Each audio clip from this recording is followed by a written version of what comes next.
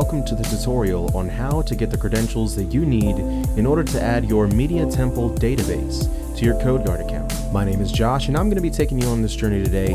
Make sure you check out part 1 if you want to know how to add the website as well. But anyways, let's go ahead and get started. The first thing that we're going to need is on the CodeGuard side of things, and that's going to be to grab the database hostname or IP address in order to test the connection. So let's go over to Media Temple and find that. Over here in Media Temple, we can see that what we're going to need is to go over to the databases section and click on Manage Databases. Under Manage Databases, we can see that there's a User Settings tab here. That's exactly what we're going to want to click. Now under User Settings, we can see that we have the server info here.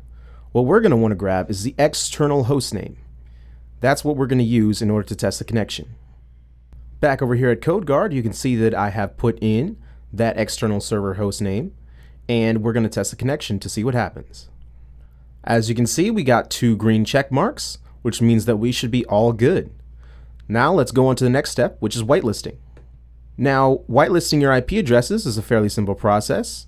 All we have to do is copy these one by one and paste them into the Add Host field over in Media Temple. So let's go over there right now and do that.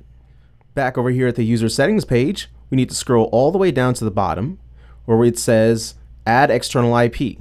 Now, as you can see, I already have the 5 IP addresses from CodeGuard whitelisted here, but all you do is paste them in here and click Add IP, and then they're whitelisted. Step 4 is to add the credentials. What we're going to need over here is the MySQL username and the MySQL password. So what we're going to do is we're going to go ahead and grab those from Media Temple and paste them over in here.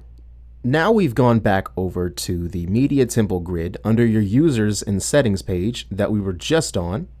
We're going to scroll down until we see the Manage Database Users section and grab the database username that's listed here.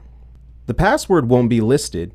However, if you need to change it for any reason, as in if you forgot it during setup, you can change it here, or you can add a new user so that you know exactly what username and password you're going to be using.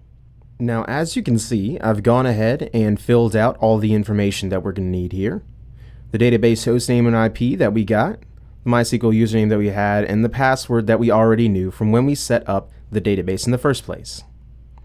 Now the next step is going to be selecting the databases. Here you can see the database that I've created, which means that the test went through and we are able to connect.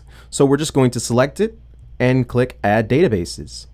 So now we see that our database is now in the process of backing up, and since it didn't have anything in it at all, it is completely finished. So now you know how easy it is to get the credentials that you need in order to add your database to your existing Media Temple website on your CodeGuard account. Thank you so much for watching, and sayonara.